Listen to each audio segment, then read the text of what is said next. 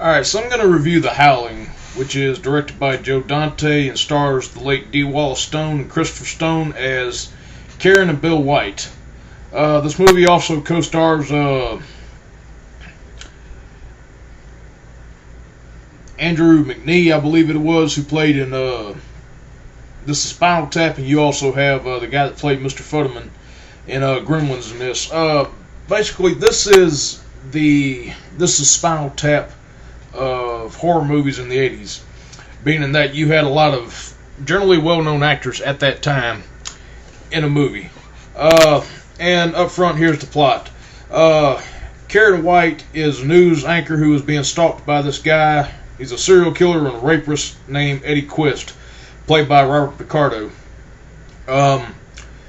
She helps the police lure him into a sting which is supposed to arrest him, but he winds up trying to come after the police, and they wind up shooting him dead. End of story. Karen is completely traumatized by it. Her doctor, who's played by Andrew McNee, suggests that she go off to the colony, which is sort of a outdoorsist community for her to just spend time with nature and find some therapeutic relief. Her and her husband go off in there, and as soon as she gets out there, she starts hearing this real eerie howling, and you can pretty much guess where this goes. Well, meanwhile, back in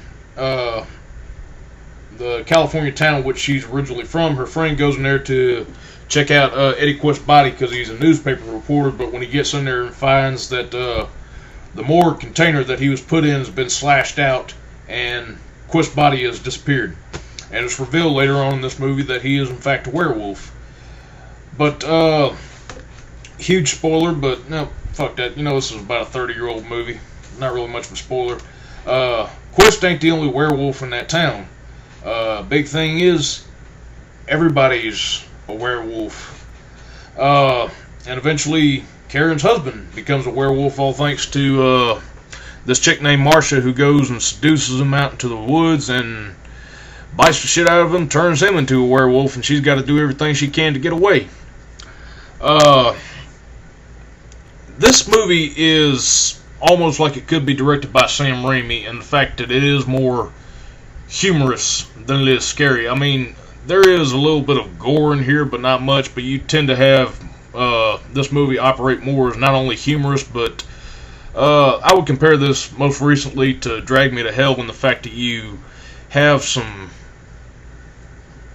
scary moments in there, but those are more the moments that make you jump and go, "Woo, shit, that was scary." And this is just great.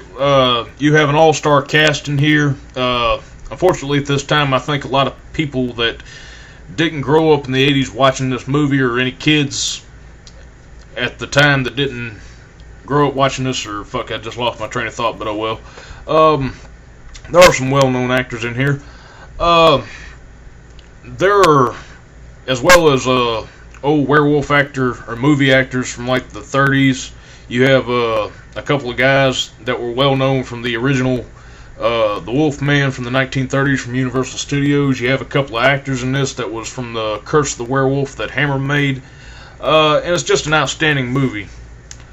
Now, true that An American Werewolf in London was made before this, and there are a lot of people that wrongly cite this as the movie that has the first transformation sequences in it, to where the person would actually go into a more animalistic werewolf, and it was the first on-screen transformation.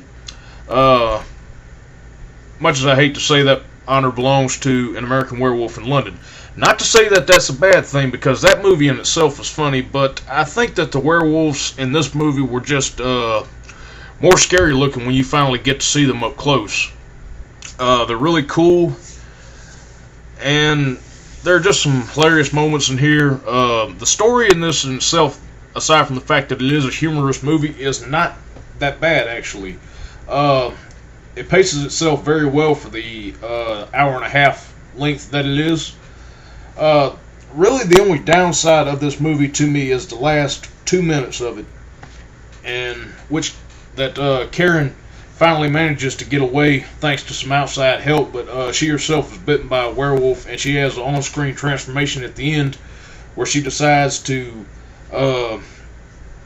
get on the news as soon as she's gotten back and announce to the world that werewolves exist.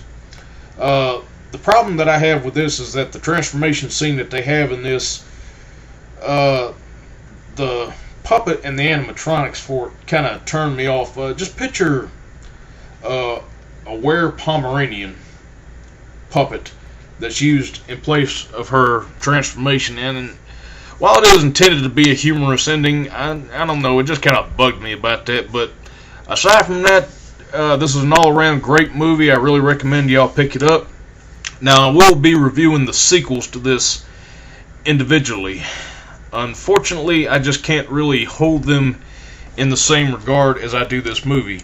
To whereas this movie is great, the following 6 movies attempt to do just that in some ways, but unfortunately they just don't live up to the original. I will break those down and review them, but just go and check out this movie if you haven't seen it before. I really recommend checking it out. I can't really say the same about the sequels, but I will review those and explain my qualms with them, so please join me next time for that. Thanks for watching.